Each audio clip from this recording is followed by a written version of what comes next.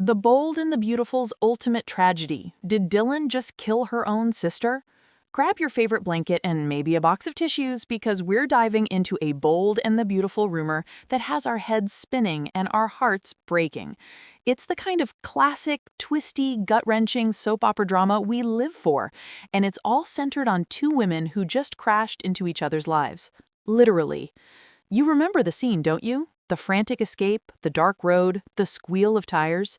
It was a moment of pure chaos that seemingly ended the life of Luna Nozawa. And at the wheel of the car was a woman we barely knew, Dylan, Hayes' sweet, unassuming art teacher. We wrote it off as a tragic accident, a terrible case of wrong place, wrong time.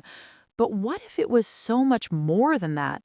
What if it was the most devastating case of wrong person, wrong time, in the most heartbreaking way imaginable? Let's rewind for a second. When Dylan was introduced, she seemed like a simple, lovely addition to the canvas. She was passionate about finger painting and good with kids, a seemingly harmless side character. But on soaps, no one is ever just anything. And now, the walls are starting to close in on Dylan as the weight of her actions sinks in. We saw her, consumed by guilt, show up at Electra's apartment to confess. The fear in her eyes was real. She wasn't a villain, she was a woman drowning in remorse. But that was just the beginning of her apology tour. And this, friends, is where the plot thickens to the consistency of Steffi's best gravy. A turkey dinner interrupted by a killer confession. According to the spoilers, Dylan's guilt isn't just a private torment, it's about to become a public spectacle. Picture this, the Forrester Mansion, Thanksgiving, the table is laden with food, family is gathered, and for a fleeting moment, there's peace. And then the doorbell rings. In walks Dylan, not with a pie, but with a confession that will shatter the dinner table tranquility. She's going to look Steffi and Finn right in the eye and announce that she's the one who wiped Luma off the map. Can you even imagine the silence that would follow? The shock on Finn's face? The fury on Steffi's? It's a bold, almost reckless move. As she runs around town introducing herself as Luna's killer, you have to wonder, why? Is it pure guilt driving her, or is there a deeper, unconscious pull? Is she drawn to this family, to this tragedy, for a reason she doesn't even understand herself? Every time she says Luna's name, it's like she's trying to place a face from a dream she can't quite remember. And this leads us to the million-dollar question: where will she go next? If she's apologizing to everyone connected to Luna, her journey logically leads her to the person most shattered by this loss, Poppy Nozawa. The look that could change everything. Now close your eyes and imagine that scene. Dylan, hesitant, standing on Poppy's doorstep. Poppy, her face raw with the grief only a mother can know, answers the door. Dylan stumbles through her apology. "I'm so sorry, I'm the one who was driving the car that night." But the words fade into the background, because in that moment, Poppy isn't hearing the confession. She's staring at the confessor. Her eyes will scan Dylan's face. The shape of her eyes, the curve of her smile, the subtle features that feel familiar. A ghost from her past will be standing right in front of her, cloaked in the horrifying context of her daughter's death. Will there be a flicker of recognition? A dizzying, earth-shattering double take?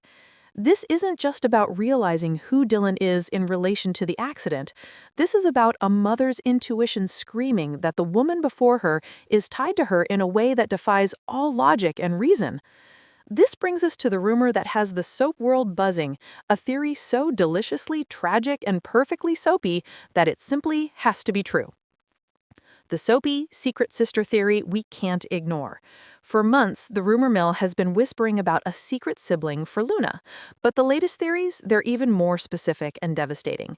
The buzz is that Poppy, during her wilder years, didn't just have one baby with Finn's father, Jack.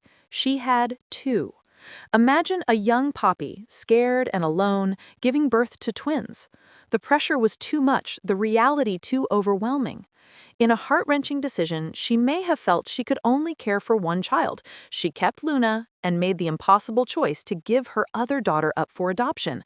It's a secret she buried so deep, she almost convinced herself it never happened. With Jack out of the picture and no one from that time in her life now, the truth was safe. Until now. The irony is so thick you could cut it with a knife.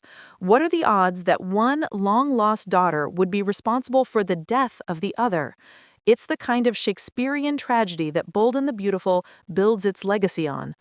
Did Dylan feel an unexplainable connection to Luna when their paths briefly crossed?